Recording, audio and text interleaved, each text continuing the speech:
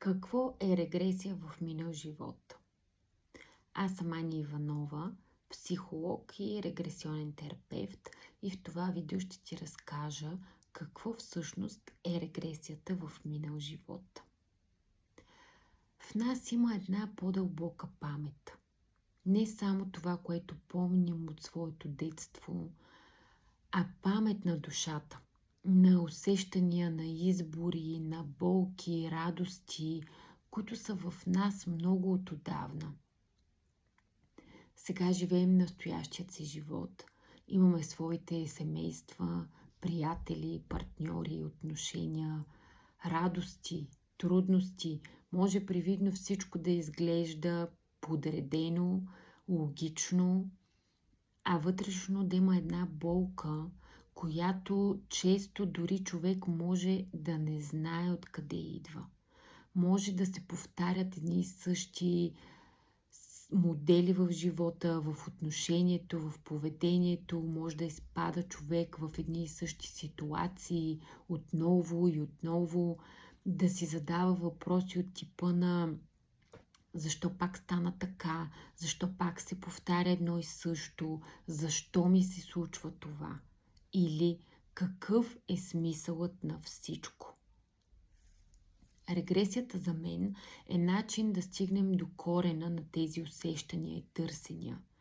Не като някакъв анализ от типа на мисля и си обяснявам защо, а по-скоро като преживяване. Регресията в минал живот е дълбок терапевтичен метод, чрез който човек в състояние на дълбока релаксация и вътрешен фокус навлиза в спомени, усещания и преживявания, които са съхранени в подсъзнанието. Чрез преживяване и осъзнаване и приемане, регресията води до реална вътрешна промяна и до възстановяване на връзката с душата. Тя не е просто пътуване назад в спомени от минал живот. Регресията е преживелищен метод, който ни връща към нашата най-дълбока същност. Как си спомняме миналия живот? По време на регресията тялото се отпуска. Тоест, тялото е в дълбока релаксация, напълно отпуснато, както е по време на сън. Но умът остава буден, осъзнаващ и наблюдаващ. Умът не изчезва. Ти не изчезваш, никъде не отиваш. Просто се отпускаш и навлизаш навътре към своето подсъзнание, в което подсъзнание са съхранени спомените от минал живот. И оттам започваш да си спомняш. Тялото е отпуснато, съзнанието е будно и в един момент отвътре започва да излизат спомени, които иначе не можеш да достигнеш само с мислене. Тук някой може да попита как да знам, че това наистина е минал живот или просто не си го измислям. Истината е, че идва един момент, в който този въпрос спира да е толкова важен. Защото когато си там, в това дълбоко състояние, и изведнъж усетиш болката на едно дете, което е изгубил родител, или страха на човек, който е изгубил всичко, или безсилието в една несправедливост, може и да е радостта, че си изживял живота си достойно, то тогава в теб нещо реагира. Наблюдаваш го, преживяваш го и нещо в теб го разбира в пълна дълбочина. В теб идва едно смирение и дълбоко разбиране. Защо се случва всичко това, което преживяваш в момента? Това осъзнаване ти отваря вратата към теб самия. Много често сълзите тръгват, тялото реагира и човек пуска всичко. И накрая идва и облегчението, когато пуснеш всичко, когато го осъзнаеш и преживееш. Сякаш нещо в теб щраква и ти просто разбираш. Разбираш го по един друг начин, не с умът си. Думите всъщност не могат да го обяснят това преживяване. И аз винаги казвам, ако една история, независимо дали я наричаме минал живот, носи истинско изцеление в настоящия живот, то тогава тя има смисъл. Регресията не е бягство от реалността. Тя не е нещо от сорта на животът ми е труден сега и искам да избягам в някакви други животи. Не, точно обратното. Тя е път да разбереш настоящият си живот такъв какъвто е. Защо си избрала тези хора, тези ситуации, тези уроци. Много често в процеса виждаме как една и съща тема се повтаря в различни истории. Например, темата може да е изоставяне. Ти преживяваш изоставяне тук и сега, примерно в партньорството, а в регресията излиза живот, в който ти си оставила някого. И тук идва един дълбок баланс. Идва някакво разбиране отвъд жертва и виновен. Не за да се обвиняваш, а за да усетиш нещо по-дълбоко и виждаш как душата учи от двете страни и от двете роли, в които е била. В друг случай темата може да е сила. Цял живот се усещаш слаба, зависимо от мнението на другите, страхлива, плаха.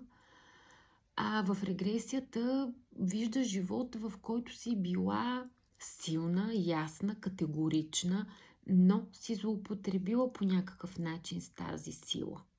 И изведнъж разбираш защо в този живот се страхуваш да бъдеш силна, защо се свиваш, защо си позволяваш да те нараняват.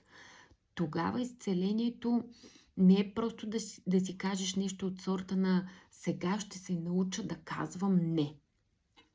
Изцелението идва от дълбините.